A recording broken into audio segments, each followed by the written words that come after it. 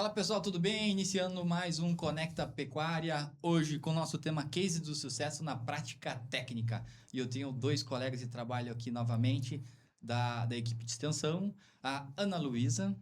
Oi, Cleverson, tudo bem? Bem, Ana? Tudo bem, é um prazer estar aqui a primeira vez com você. Legal. E cruzando as fronteiras, vindo diretamente de Irati, Jefferson. Boa tarde, Cleverson. Boa tarde a todo mundo que nos Ou é ouve. bom dia, né, Jefferson? Eu não sei como que horas que vai sair esse episódio aí. Mas, primeiramente, queria te parabenizar pelo programa. Tenho conversado com muitos produtores de todas as regiões e eles têm acompanhado também. E o programa já é um case de sucesso, né, Cleverson? Pô, legal, obrigado, cara. Satisfação também. Meus queridos, eu quero saber um pouquinho agora de vocês aí, sobre a área de vocês, a função de vocês, aí, qual que é o papel de vocês hoje dentro da assistência técnica? Então, Cleverson, a gente faz parte da equipe da extensão, como você já citou, né? Nós atendemos pequenos e médios produtores. Eu atendo a região de Piraí do Sul. O Jefferson, como já dito, atende ali a região de Irati, né? Jefferson, Paulo Frontin. A gente faz lá 14 municípios, Cleverson. Então, atua aqui na região de Teixeira Soares, vai até União da Vitória, atendendo a região de Rebouças, Rio Azul, na região da Lapa, São Mateus, e atendendo produtores de pequenos e médios produtores, ajudando eles a se desenvolver na atividade do leite e que essa atividade ela seja rentável para, né? Então, a gente atua forte na área de assistência técnica em vários temas, em várias áreas de atuação. A gente atua na parte de qualidade do leite e saúde animal, na parte de nutrição, na parte de gestão econômica, um pouco na parte agronômica também, gestão de pessoas. Então, todas essas áreas aí a gente está atuando. Legal. Ô, Jefferson, você citou um monte de situações aí. E o nosso tema de hoje é uma case de sucesso, né? O que você pode trazer para nós, um produtor que você atuou lá e que você abordou um dos sistemas que você acabou de mencionar para nós aí? Então, Cleverson, como a nossa área ela é bastante extensa, né? O leque é muito grande, a gente tem diversas situações que a gente pode considerar um case de sucesso. A gente traz, assim, os principais, né? Aqui para uma reunião. Eu tenho uma produtora bem lá perto de União da Vitória, lá. E quando ela entrou na Castrolana, cara, a bonificação dela era de menos 1%. Por quê? Ela tinha CCS alta, ela tinha CPP alta, a gordura e a proteína dela eram boas, mas na primeira visita a gente já viu, ó, aqui a gente tem oportunidade. Então, quando a gente vai construir um case de sucesso, a gente primeiro faz um diagnóstico para descobrir aonde está o ponto, qual é a dor do produtor, né? Faz o diagnóstico, descobre, faz um plano de ação para atuar em cima daquele problema, daquela dor do produtor, e depois a gente vem com o resultado que seria o case de sucesso. Então, hoje, essa produtora, 4 anos após a nossa assistência, é claro, não foi só minha, a Ana atuou naquela região, a Regina atuou naquela região, teve outros técnicos também, e é um case em que o produtor tem um papel muito fundamental também.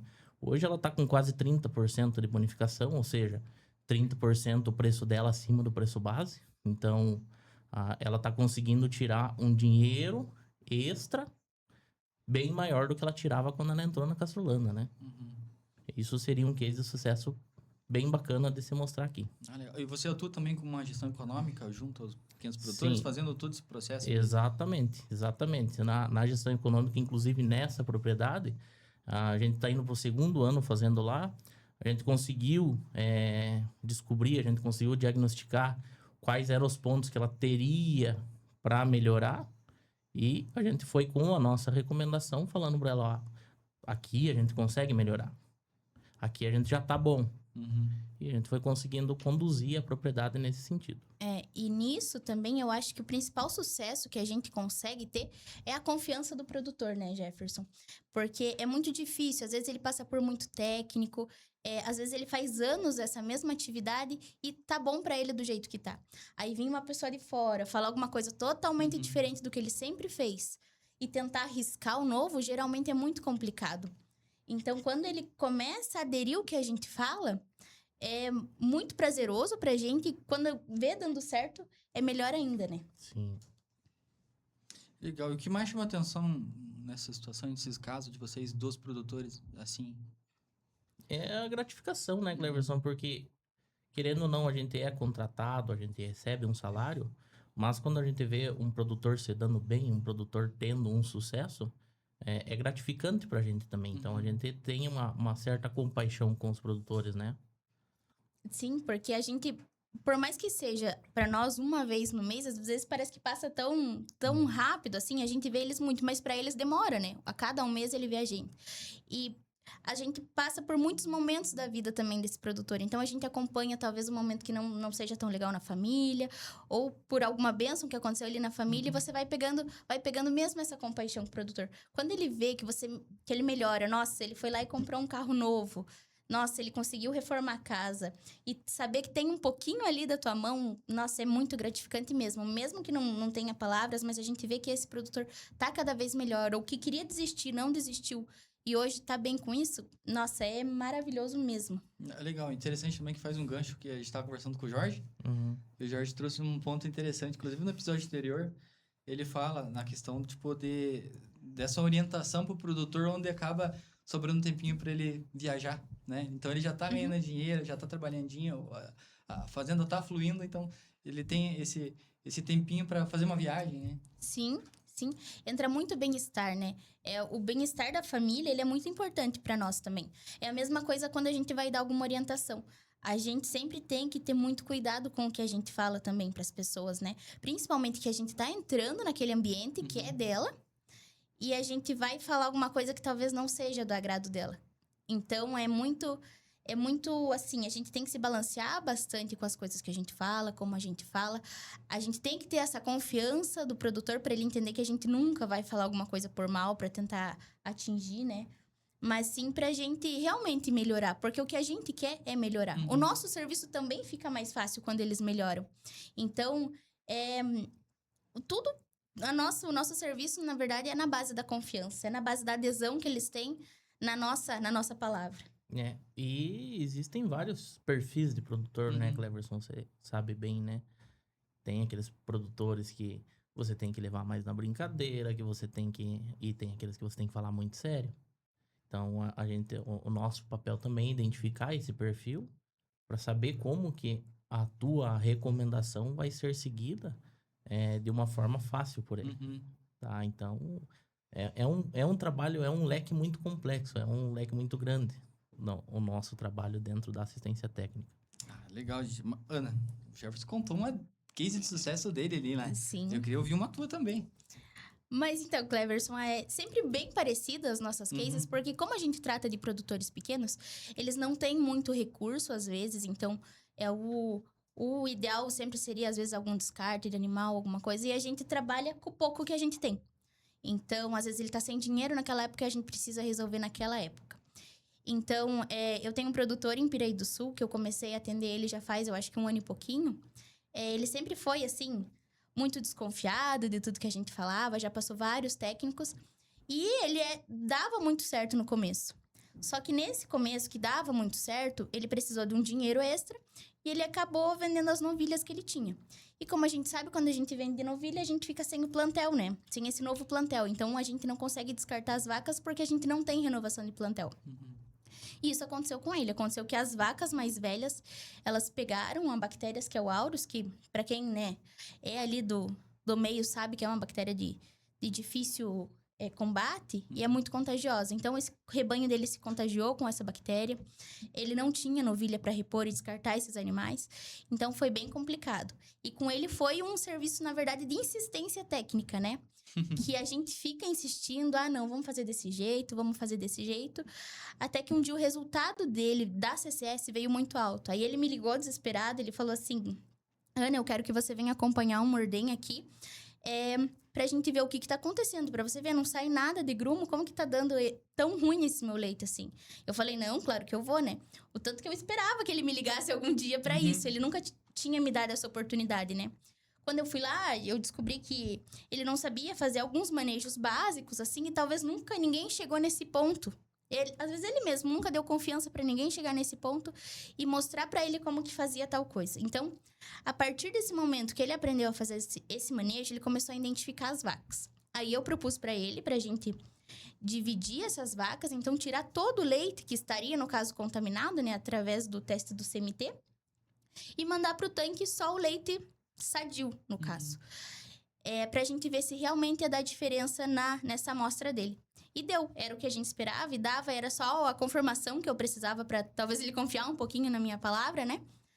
A partir daí, foi uma mudança, de verdade. Aí ele me falou, não, então se for só para me dar mais um pouquinho de serviço e para me dar esse lucro, compensa. E a gente somou várias vezes. A gente somou se compensava tirar essas vacas do tanque, se compensava tirar esse leite, acabou compensando. Hoje ele tira, a CCS dele, quando aconteceu esse fato, veio tipo 800 de média, ele tava com um desconto muito grande mesmo no mapa. E agora, sim, ele sempre mantém ali no 100. Aí, nessa semana mesmo, eu fui lá, e dele me falou assim, olha, Ana, nessa próxima análise vai vir um pouquinho alta, porque eu confundi os tetos, né? Porque a gente resolveu segregar esses tetos que davam problema. Ele me falou, nessa semana vai vir meio alta, porque eu acabei confundindo esses tetos e mandei os tetos errados pro tanque. Daí eu falei, não tem problema, né? Pelo problema que ele tinha, uma análise realmente não vai fazer uma diferença. Mas é muito legal que ele viu que compensa e ele resolveu seguir esse caminho. Agora a gente já tem novilha, já tá entrando novilha, tá descartando vaca. São problemas que demoram a ser resolvidos, mas um dia vai passar. Então, o produtor ele tem que ter muita consciência disso, que às vezes a gente faz uma coisinha pequenininha, mas que vai demorar a acontecer para que realmente aconteça, que chegue esse sucesso, né? Mas vai acontecer. Se ele tomar esse cuidado todos os dias, acontece, não tem... não uma receita de bolo, porque cada produtor é diferente, né, Jefferson? Mas é muito... Vai compensar. Se a gente soma ali, vai dar certo. Nós não fazemos recomendação para dar errado. Claro que todo mundo erra, né, Cleverson? Mas toda recomendação que a gente faz ali é para a questão do produtor melhorar, tá? E esse exemplo que a Ana citou ali, a gente tem vários dentro da assistência técnica, onde o produtor entra com a CCS em 900. Aí a gente faz um trabalho que é de gestão à vista nos produtores. Então, a gente leva os resultados da propriedade uma vez por mês para ele. E quando você vê o gráfico de uma CCS caindo de 900 para 800, de 800 para 700, até chegar no 200, que seria a nossa bonificação máxima, dá uma alegria, dá um prazer de ver o que você está fazendo está trazendo resultado para as propriedades. Então, eu acredito que para o produtor também, ele vendo o trabalho de vocês, olhando o resultado em si, né? Até por isso que o tema nosso hoje é case de sucesso na prática técnica, né? Porque quando a gente vai falar em case de sucesso, eu fico imaginando uma ordenha robótica, e às vezes não, né? É a prática de vocês ali, a experiência de vocês que vai melhorar, trazer um resultado para o nosso produtor. E às vezes, Cleverson, não é nem às vezes o manejo que a gente manda. É tipo um estalo na cabeça do produtor mesmo, sabe? Porque muitas vezes eles sabem o que eles fazem de errado. Muitas vezes. E às vezes eles estão há anos com esse problema. Mas às vezes o jeito que a gente fala, o jeito que ele passa a enxergar isso, né, Jefferson, dá esse resultado. O problema às vezes não é nem o manejo. Às vezes ele fazia errado, ou não dava bola para o que outra pessoa falava, mas a partir do momento que ele tem a confiança na nossa palavra, ele começa a fazer e vê que dá certo. Sim. E em outros temas também, Cleverson, tem, por exemplo, volume de leite. Um produtor meu de Rebouças, ele tinha lá seus 18 litros de média, gado a pasto, um gado de uma genética não tão boa, e ele entrou para Castrolanda pensando na mudança. A gente foi e fez um trabalho na nutrição, e as vacas dele ainda assim não aumentavam o leite quanto a gente esperava. Elas chegaram ali nos seus 22, 23 litros de média e não aumentavam. Aí ele falou, eu vou investir num barracão. Investiu num barracão, confinou as vacas, comprou animais de fora também, não um número tão grande de animais, mas comprou animais de fora também. E a gente fez todas as contas para ele que se ele aumentasse de 22 para 30 litros, o aumento real de leite seria em torno lá de 40% de lucratividade, ele conseguiria pagar a parcela do barracão. Então, essa era a nossa meta, chegar em 30 litros de média. Essa semana eu estive lá, ele está com 36 litros de média. Então, é outro produtor que supera as expectativas, né? Então, são cases do nosso trabalho como assistência técnica, não só o time de extensão, não só o técnico, né? Mas que trazem a alegria para dentro do nosso setor. E a troca de figurinha que vocês devem fazer também, né? Porque o Jefferson tá lá em Irati, a Ana tá aqui do ladinho, né? Em Piraí do Sul. E são regiões totalmente diferentes uma da outra, né? E o que é interessante ali no nosso time, Cleverson, que a gente tem especialistas em todas as áreas. Então, tem um que entende um pouquinho mais de qualidade, tem um que entende um pouquinho mais de nutrição, tem um que entende um pouquinho mais de agronômico, tem de processos, de planilhas, né? E nós se ajudamos muito. Nós somos realmente um time. Sim. Isso é muito bacana ali no nosso setor. E pelas regiões também, eu atendi uma época, eu dei uma mão pro Jefferson, acho que atendi uns 2 meses, a região do Jefferson, né? Uma parte da região, né? O perfil do meu produtor de Piraí é bem parecido com o perfil do produtor do Jefferson. A gente tem muito perfil disso, assim.